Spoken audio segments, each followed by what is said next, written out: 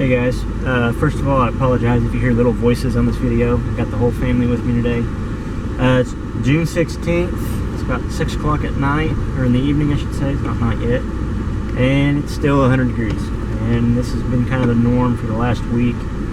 It's been hot, we've had 25 to 30 mile an hour winds.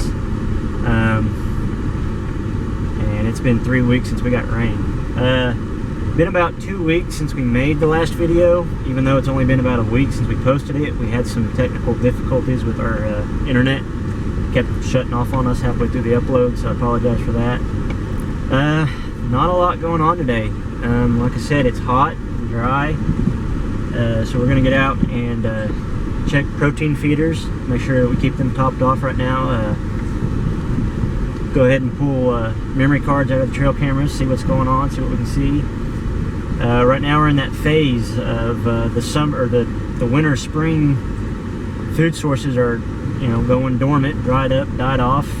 Wheat's being harvested, and the summer crops, the milo and the corn, they're just now getting kind of going. Soybeans are up. Now deer will be hitting the soybeans here pretty soon, or if they haven't already. But right now it's a lot of native browse. Well, that's all good and great, but when it's 100 degrees for a week and you haven't had any rain and it's windy, it dries them out and don't have as much nutrients in them. So we put out a new feed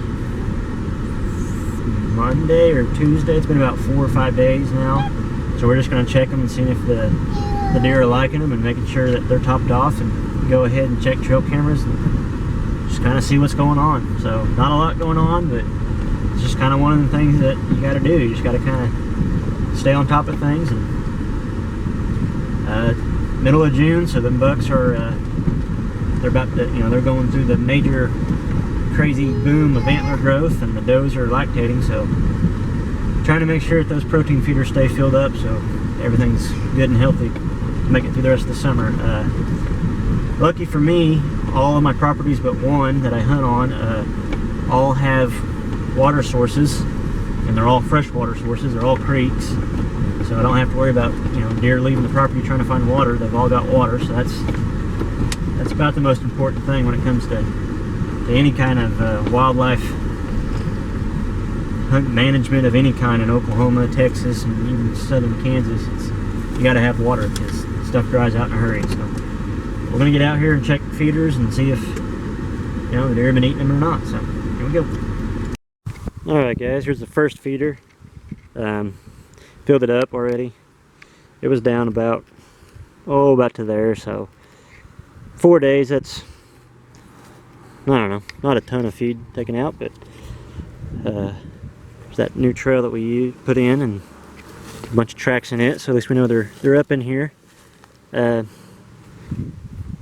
already pulled the camera card, so we'll see if there were deer or if it was coons that were eating on the feed. So first one's at least been eaten out of by something, so we'll find out what it is tonight. Okay guys, I'm going to show you a quick sneak peek of a habitat project I want to work on. We've got this big long creek bed here. It's kind of that area I showed you in the last video. Kind of a strong bedding area back down below here. And I'm sorry if you can't hear me. The wind's ridiculous, but I got my hand over the mic, so hopefully block out some of the wind. Another big strong bedding area is right in there. And then this area that I'm showing you, kind of a travel corridor in between the two. And you can kind of see in front of me, you can kind of see the edge of this field. The farmer here, they don't farm across this fence. They don't run cattle across this fence. All this stuff is just here. And you can kind of see it. There's a big grassy area right through here. There was a bunch of scrapes this fall up underneath this tree, and then kind of back up in there. I'm hoping to talk to him and he'll at least let me cut some trails through there, but I'm really hoping he'll let me put in a food plot right in here. It's about a half an acre maybe, right in here in between this kind of bedding area and the bedding area back. Well, I just showed you on the other side of that tree. a lot of deer traveling, just not a lot of food in there or anything. No bedding that I've seen yet, so that's the future project. It's a future project if he'll let me do it. You know, I gotta talk to him. He's usually pretty easygoing about stuff, and they're not using it, so that improves my chances. So we'll get out here and we're gonna check the next camera and feeder. Alright, well, here's this other protein feeder. It hasn't hardly been touched. Trail camera showed there's only a few pictures on it, but we're gonna go ahead and pull the card and see what's going on. This is an old mineral site. It's really hard to see in this camera, it's so bright. But it's an old mineral site, and there's another one right here. If I go this way, you can see it better. Kind of. Anyways, put them in there last winter. They're still hitting it somewhat. This is a corner of this field. I had a stand out here in this tree. The only problem with this corner is they plow it up, they plant it to wheat, and in the fall it's, you know, it's good deer hunting, but then about November they release the cattle out to graze it. So I'm pulling back, and I'm gonna hang a stand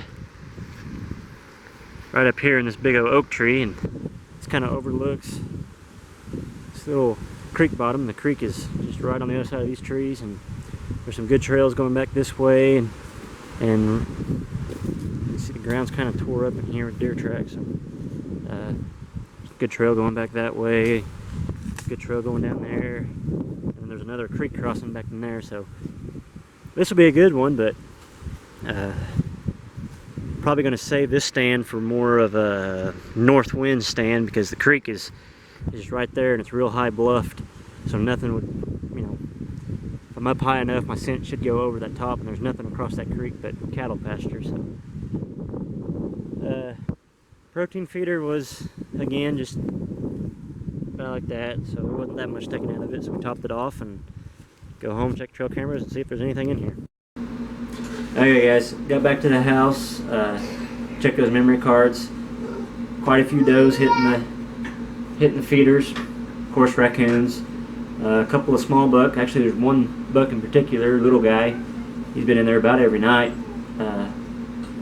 So that kind of tells me that, you know, they're hitting that protein feeder, and it's a supplement feeder, so it's, you know, it's not a main food source, it's a supplement. It's for them to get some extra protein when they need it.